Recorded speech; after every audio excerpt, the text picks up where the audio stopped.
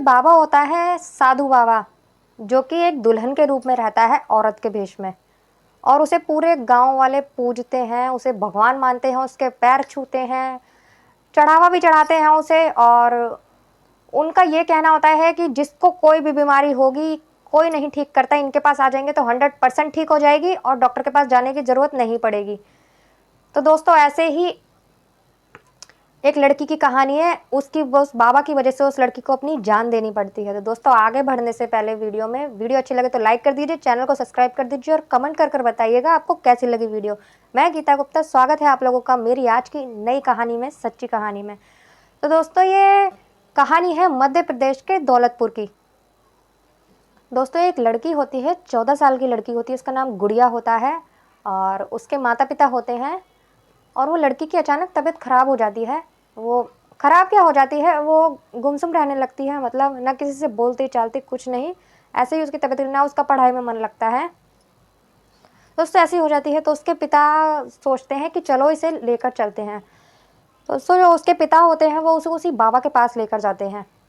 जब वो उसे उस बाबा के पास लेकर जाते हैं तो वो जाकर वहाँ बैठ जाते, तो काफ़ी लोग होते हैं उस बाबा के पास आते हैं। वो बाबा किसी को बताते हैं कि तुम इसे यहीं छोड़ दो, किसी को कुछ बताते हैं, किसी को कान में कुछ कहते हैं, किसी को कुछ करते हैं, और किसी को ये भी बोल देते हैं कि इसका तो अंतिम समय आने वाला है, ये मरने वाला है। और जो मर जाता है उसकी दवाइयों से या किसी चीज़ से, उसको ये बोल देते हैं कि इसकी ज़िंदगी इतनी थी, भगवान ने इसकी ज़िंदगी इतनी लिखी थी, तो आगे क्या कोई कर सकता है, ये कहकर। लेकिन कोई उन पर कभी शक नहीं करता किसी भी चीज़ से।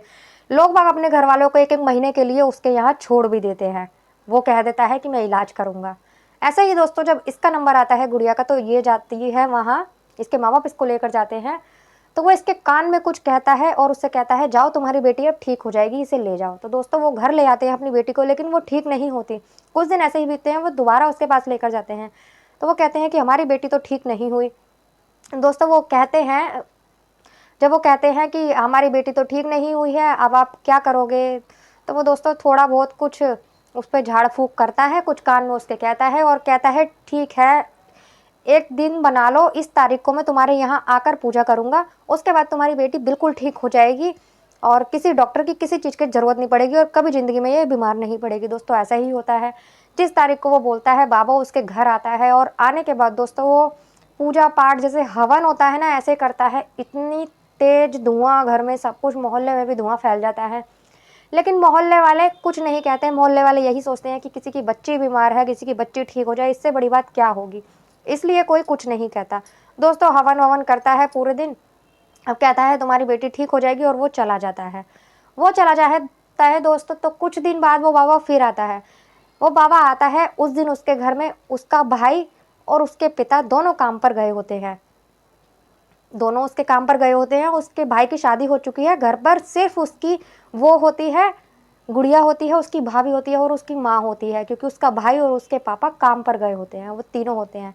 बाबा जब दुल्हन के वेश में आता है तो आस पड़ोस वाले सभी जानने लग जाते हैं उस बाबा को कि ये, कोई उस पर शक भी नहीं करता कि ये अच्छा है, इतना माना हुआ है, इतना ज्ञानी है, इसका तो चाल चलन कुछ ऐसा हो ही नहीं सकता। दोस्तों वो आ जाता है, जब देखता है कि तीनों को औरत घर में अकेली है, तो दोस्तों वो डरा धमकाकर, जो गुड़िया होती है उसकी बेटी, जो 14 साल की 9th की जो स्टूडेंट होती है, उसके साथ दोस्तों ज़बरदस्ती करता है, उसके संग गलत काम करता है, उसका रेप करता है और उन दोनों को धमकी भी देता है और साथ में उसकी वीडियो बना लेता है।